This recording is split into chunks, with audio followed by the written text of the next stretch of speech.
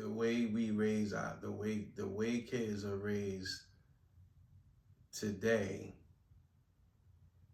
they can't withstand responsibility in the way that we had it, because they've been handicapped. Shit been handed to them. They haven't no sense of all right, let me ask you a question. You think your daughter can handle struggle like right now if something ever happened without the parachute of money? Without some being able to pick up a phone and say, yo, you think you give me $5, or you think you come get me? Like, cause I can tell you, my daughter can't. So here's I'm gonna answer that in two parts, right? If I'm looking at it through my lenses, do I think that she would be thorough enough to pick up the mantle and run with it? Through my lenses, no, right? But then the flip side of that is you never know what's in a person until they're in a situation, right? Mm-hmm. So if they in an adverse situation, then something got to come out of them. Either they're going to lay down or they're going to rise up to the occasion, right? So I want to at least give them the benefit of the doubt that you just probably, you just don't know in the event that something happened, that they may rise from the ashes. You just never know. You know what I'm saying? Mm-hmm. I want to give the benefit of the doubt that it's a possibility that they may rise from the ashes. But if I had to look at it through my lenses, through my lenses and my eyes, fuck no. Nah, I don't think so, because I think and then again, I'm partially to blame for the way that she is. Mm-hmm. A lot of shit that's done probably is done out of... A lot of us parents are. A lot of it is done out of guilt. A lot of it is done out of a whole lot of other reasons. Mm-hmm. And you just always want your kid to have... I just want to be there for them. I want to make sure that they're all right. I want to take care of them. That's my job. That's my responsibility. You want to give them, in some cases, give them some things that you didn't have. You understand what I'm saying? So I think we're at fault in that response, in that respect, because again, there is no right or wrong way. You just don't know what your kid can tap into, mm-hmm. what their resilience is. Do they have a reserve tank where they can tap into and overcome situations mentally and emotionally? You just don't know if they never been faced with adversity. I think that's the point I'm trying to make too. Two daughters. I have two. Mm-hmm. So my oldest daughter figured it out, so I don't worry about her so much. My youngest daughter, the struggle continues. So like, I don't think that. But if you could say, hold on, give me contents of ages. Oldest daughter is how old? 30. The youngest daughter is 21. Okay, so there's a big difference. Yeah, but I just say because I think like we always tend. I think I've always tried not to judge my child, because we always, a lot of parents always say their kids, oh, they not built like this, they not built like. I think that's an ignorant statement, because our parents thought that about us. No, definitely. You know what I'm saying? No, definitely, hands down. But I do think, though, I will say this, right? I will say that there is a difference in a father parent and a mother parent. Absolutely. You understand? Absolutely. A father parent with the boy child is like, bro, you gotta figure this out. Yeah. A mother parent with a boy child, she gonna hold his hand the whole way through. You understand what I'm saying? Agreed. A mother to a daughter child is gonna be different than a father and a daughter child. You know what I'm saying? Some areas, yeah. You know what I'm saying? Because as a father with a daughter, it's just like you gotta protect her. You understand what I'm saying? Mm-hmm. You gotta protect her. As your son, I mean, to a degree, you protect him until he gets of age. Yeah, and then you gotta fly on your own. You understand what I'm saying? Yeah. But as your daughter, you're going to be trying to protect her all the way through. Even when you give her off to her husband, you still going to be trying to protect her from her. You know what I'm saying? Yeah. So I think that is a little bit different. It's two different parenting styles when it comes to the gender of the kid. You get what I'm saying? No, I agree. But I think like now you have like kids are all right, we talked about good question. We talked about this before. When kids become of a certain age. I think we made it a point to always tell our kids when you 18, you can't do nothing until you 18. So now when kids get 18, they assume that they're grown because they've been hearing that their whole life. When you get 18, you can do whatever you want to do, but you ain't 18 and you're in my house. So now when they get 18, they feel like, well, I get 18, I can just run the street, run wild, I ain't got to do shit. Then the bar pushed to 21. Yeah, right? Yeah. Then it's like, I can start doing whatever I want. Then when you 18, it's like, nah, you bring your ass in the house. And they confused at this point because like, yo, you told me when I was 18, I could do whatever I want. Now I got to live by these same rules. And a lot of it is because we kind of handicapped them on being responsible too. You know, we always had that pillow. They never had to fall on nothing hard. They always had that pillow to fall on. We always been that cushion for them on every aspect of their life. And as far as whatever we could protect, we will protect. And then I think the flip side of that though, it becomes hard as parents to accept who your child is becoming, personality wise. Like right now, there's kids out here smoke, kids get tattoos, kids get piercings, all the things that we might be against and don't stand for, but we're funding these kids' lives. So I just learned to pick my battles. I don't fight everything, especially when your child gets older, 21, 22, 23, 24, 25. Listen, I pick my battle. If my child is succeeding in life in other areas where I think they're doing well, then I don't fight everything else that I don't like. You get what I'm saying? Because both my daughters smoke, so I don't fight that shit. If they doing well, if you got your own apartment, you raising your family, you paying your bills, got your own car, I don't like that you do that. But fucking look, 1 out of 9 ain't bad. That's the way I look at it, and I don't judge.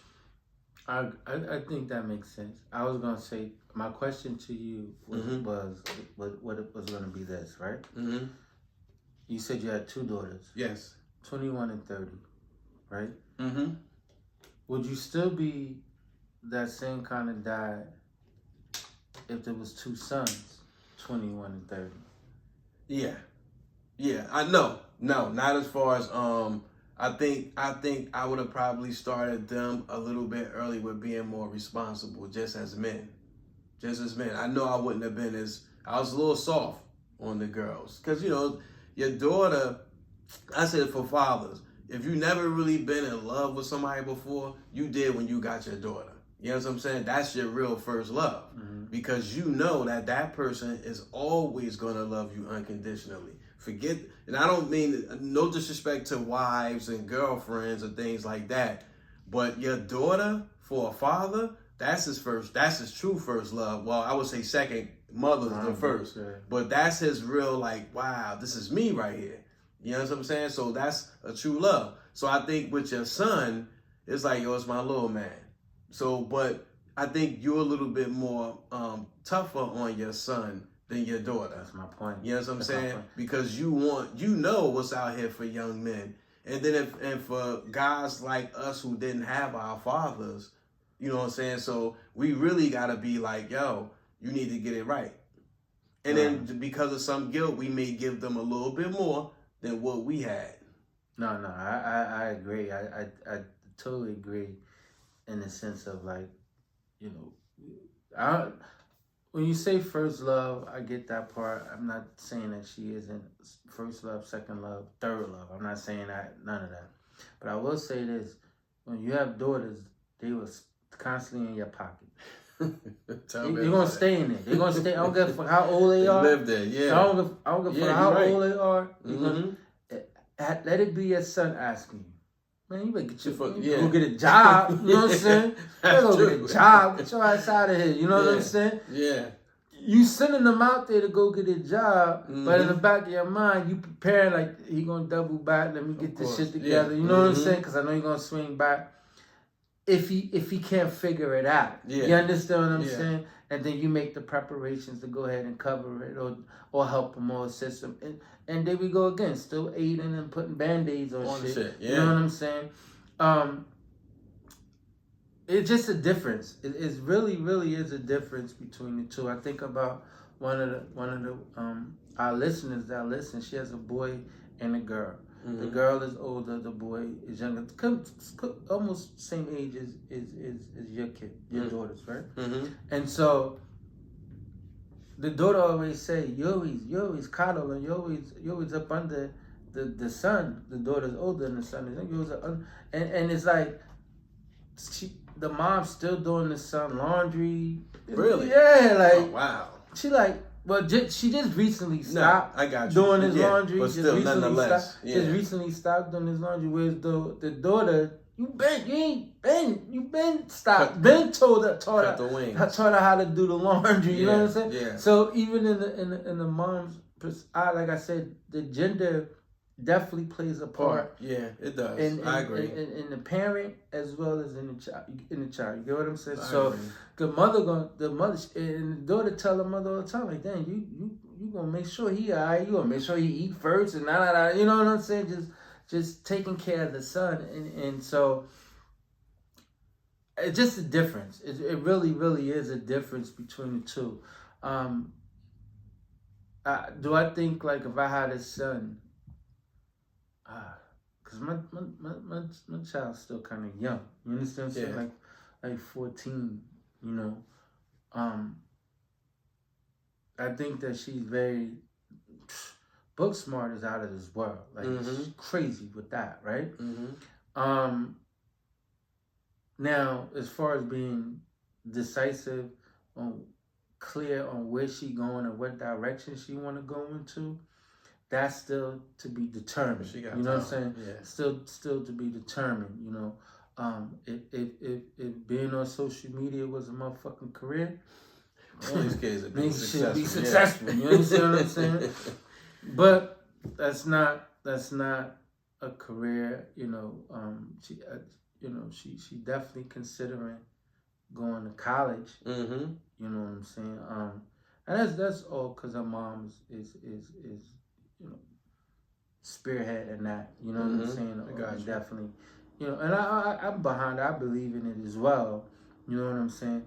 But I also understand the other side of it too, whereas though you could get out here and hustle, you get out here and get your shit together, you get out here and get everything you need without a degree. Yeah, you understand what I'm saying? Absolutely. I'm not downplaying a degree, and I'm not saying anybody who has it is not out there, you know, touching it and doing what they need to do. But what I'm saying is that it's good to have it if you have it and build off of it. But at the same time, you still got to have the grit and hustle to get it. Because if you think about it, think about this, right? Think about how many people graduate in college every year. Yeah. You get what I'm saying? Yeah. So at what point, what is a college degree? Well, at some point, that ain't gonna be meaning nothing. You understand what I'm saying? Not even a master's. Not even a master's. So so then, with all that schooling and all that schooling being said, then you're gonna have to do something to set yourself apart from someone who has it. Even if you have your degree, they got their degree, you still need to be able to set yourself apart from one another. So I say all that to say, I just think that you know, she's very smart, very book smart. She's witty, you know. That shit honest, you know what I'm saying? That smart mouth, honest, right? For my father, that's your side. My mother too, shit. And I just think that, you know, she gonna go, and she's gonna go in the right direction. I feel like she will, but I don't know, man. she got to get married fast. Man. She got to get married fast. And somebody that know how to cook too, because she nigga, whatever it is, he better be. She know how to order, motherfucker. I tell you that goddamn much. She know how to order, motherfucker. Mr. Childs. She know how to order, and I ain't gonna front. I'm part of that. What dad is it? I'm part of that equation with the daddy daughter dinners and taking it to nice places and stuff like that. So, yo, she know how to order, motherfucker. So you better be alright, motherfucker. Come up knocking on her motherfucking door. Now, with that being said, now we raise our kids. What do you think about, like, you touched on this earlier, before we came on the show. What do we, like, our afterlife? As parents, afterlife, we leave our kids or we leave our young loved ones something. Like, do you think that, like, all right, wealth, we talk about the wealth, whatever it is, whatever we leave them, our assets, monetary, property, or anything we leave them, you think it'll get squandered? You think they're capable of sustaining and maintaining it? Or, because you think about people pass on, they leave businesses. I mean, over the last couple of years, and I can't say if this is black families, but I'm black, so I can only relate to black families, because I never, I really would love to hear what other families go through at goinvocal@gmail.com, because black families, I don't care if it's $2,000, they're at each other's necks. Oh, kids and all. Definitely. The kids, don't leave it in one kid name and say, split it between your brothers and sisters, because that one kid is not telling nobody nothing. No, you gotta have they jacking that shit. No, you gotta have that shit spelled out to the letter, to the T, on what it is and who you want to have what. I just think that, and I, y'all feel how y'all feel. This is how the Republican Lou sees it. Is that ain't nobody give me nothing. Why should I be leaving? If it's a couple dollars to be left behind, you can have that. Let that be a startup. You understand what I'm saying? Let that be your kickoff. You understand what I'm saying? Leaving properties and businesses. Only way I would feel comfortable with that if I had a business and I brought my kid up in the business, they understand the business, and they're gonna be my predecessor. Yeah. You understand what I'm saying? Well, by all means, there you go. You understand what I'm saying? But if they ain't got no care in the world or know nothing about it, or I got houses and investment properties, and they don't have, I don't know if they would understand all that type of stuff. You understand? All they know is just money coming in. That's it. You know what I'm saying? But at the same time, not only is there money coming in, but now you're responsible for this stuff. You know what I'm saying? You're responsible. If I died and it was still a loan on it, you responsible for that loan. So are you saying that you still expect it to be business as usual despite you not being here? I would hope that's the plan, that's the idea. I would hope that it would be business as usual with the kids, with the kid. No, I want to interject real quick. That makes sense though, because my mother, my mother, and not just my mother, because I've talked to other elder people who big on credit. There are people that's big on their credit score still being 800 even till they die. You know what I'm saying? So to your point, what you just said that's what it sounds like. That's what you were alluding to. If I leave you something, I want to know that it's going to go on. Right. You know what I'm saying? Right. You can't squander this. Yes. You know what I'm saying? That's the biggest fear. That's my fear. And I don't know about others, but that's my fear. And we were having a discussion earlier today on group chat with a group of guys grew up with. And that was the topic. They was talking about that type of stuff, like generational wealth and what is it and all this stuff like that. And one of the comments that was on the thread was about how we raise these kids and how we, what we teach them and what we taught them and how would they move forward in life, without us. And I think as parents, our job is to teach these kids to live without us. That part. Are we teaching these kids to live without us? Because it's gonna come a day. It's gonna come a day that they're gonna have to live without us, and we're not. And we're not. And if we're not doing that, we're dropping the ball. Yeah. You understand what I'm saying? Because and I know we're not, because we're so busy making sure they got the latest this, they got that, they got our needs, they got this, they need this, they need that. You know what I'm saying? So busy coddling them that way, as though they don't know what to do if something happened to one of us. You understand what I'm saying? And then it becomes a point the kid is making you feel guilty for not doing. I've heard kids say, "You never did nothing." No, definitely. No, definitely. They just bought them Jordans maybe last week. Definitely. I never did nothing for you. Definitely. And I, it's sad that it's just sad when you think about it as a whole, right? And you want to leave your kids in a good position, but it's scary to think that all that shit you did, all this overtime, all this hooking and crooking, whatever it was to get, you know what I'm saying? Absolutely. To get the shit to get what you got. You understand what I'm saying? You just hope and pray, and that's the fear that they don't squander it, that they don't just take the money and burn it down, or lose the house to unpaid taxes, or credit score is so jacked up that they can't even take over the loan. You understand what I'm saying? Exactly. And so you lose the property. You understand what I'm saying? So that part of it is scary. I was having a conversation with with somebody who has a couple of properties, and they take on it was like sell it all. Sell it. My plan is that in the next 10 years to retire, sell these properties, hold on to one, maybe two, and they paid off, and then I don't know what to do after that. You understand what I'm saying? I don't know what to do after that. Live off the residual interest. No, you gonna no. What I'm saying is, when you got just the one or maybe the two properties as opposed to 3 or 4, when something happened to him, what he was saying is, I don't know what to do. Who's gonna get what at that point? You know what I'm saying?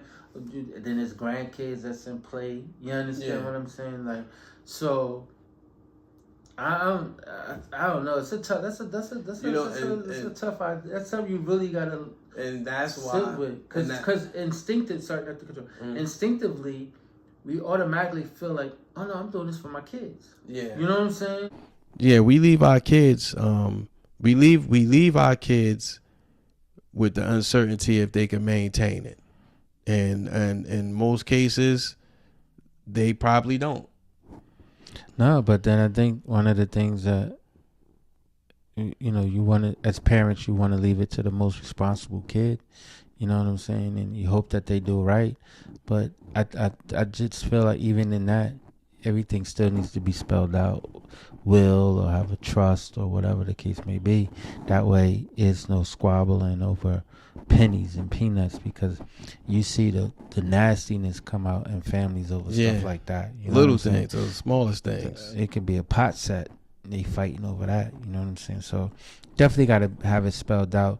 And and if you don't, you'll just make these kids kill each other over little next to nothing, over your stuff. They need none of them work for it. It's all yours. Your stuff, it's all yours. None of them work for it. Yeah, that part. They got the audacity to fight over something that ain't even. They didn't work for it. Right. And I'll say this in closing though, parents, if you haven't done so, because we always say we're going to do, because I hear a lot of my friends that are still parents with younger kids say that they're going to start doing it, especially moms in particularly.